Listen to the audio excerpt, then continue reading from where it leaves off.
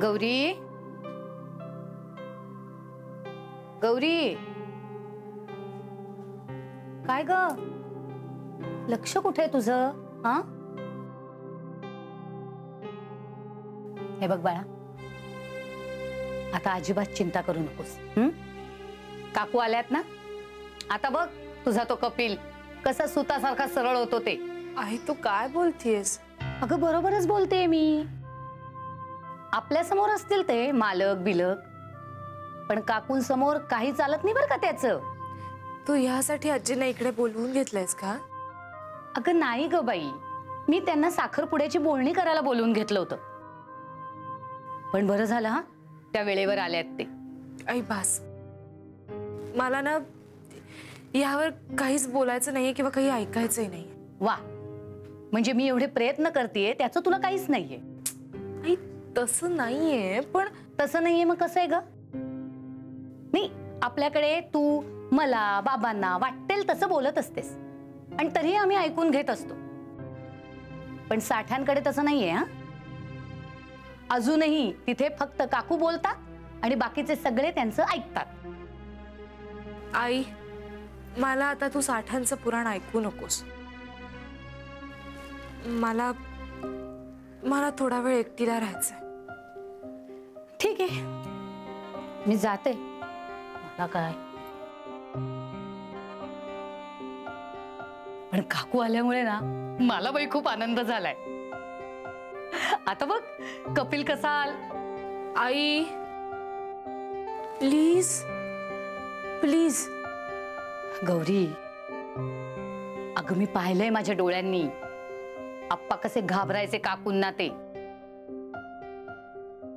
काकूंनी ना कधी आप्पांवर किंवा कपिलच्या बाबांवर हात नाही उगारला. पण त्यांचा धाकच असा होता ना की या दोघांची कधी हिम्मत नाही झाली त्यांच्या शब्दाबाहेर जायची. आणि कपिल, मी सांगते तुला, त्यांनी कपिललाही कधी हात लावला नसेल. पण शिस्त बघितलीस ना त्याची, सगळं काकूंचं क्रेडिट आहे. आई एक मिनिट, हे सगळं ना मी लहानपणापासून ऐकत आले. सो पुन्हा पुन्हा का सांगतेस आता मला? तुला असं तोंड पाडून बसलेलं नाही ग बघवते मला.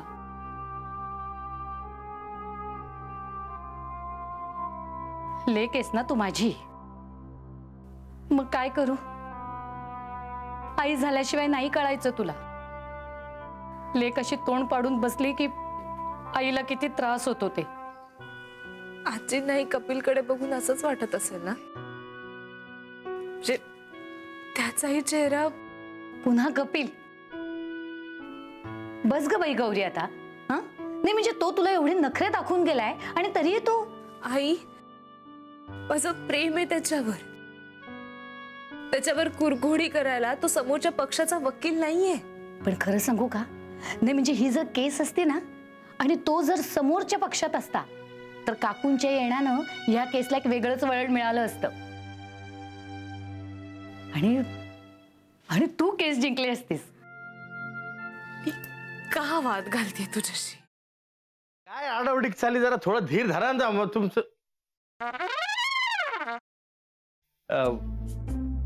कसा आहेस दादा? मी बरा आहे, पण तुला काय अशी धाड भरली? कुठे काय, मला काय झालंय? मी ठणठणीत आहे एकदम. तुला ठणठणीत चोपला पाहिजे. साखरपुड्याची तारीख माझ्या या जन्मात तरी ठरणार आहे का नाही?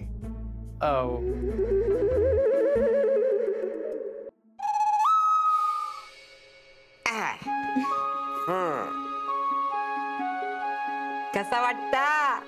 आम्हाला छानच वाटतंय, पण आम्ही साडीत कशा वाटतोय हे महत्वाचं. ऍक्च्युली आजी बऱ्या दिसतोय ना आम्ही? बऱ्या दिसतो? अगो नक्षत्र आणि दिसतास दोघं. खरंच? मला तर इतकं टेन्शन आलं होतं ना, म्हणजे याआधी कधी मी साडी नेसली नाहीये ना. हो ना, आता फक्त ही कॅरी करायला जमली म्हणजे मिळवलं.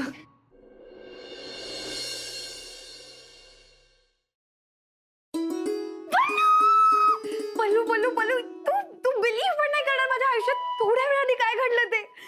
ती तू काय झालंय? तू एवढी एवढी एक्साइटेड आहेस, किंचाळतेस, प्लीज सांग काय झालंय? पल्लू म्हणजे मला ना खरंच विश्वासच बसत नाही की खरंच माझ्या आयुष्यात हे घडतंय. कमी स्वप्नात आहे. नीतू प्लीज अगं मला कळेल अशा भाषेत सांग प्लीज लवकर. I am also getting excited. Please sit down.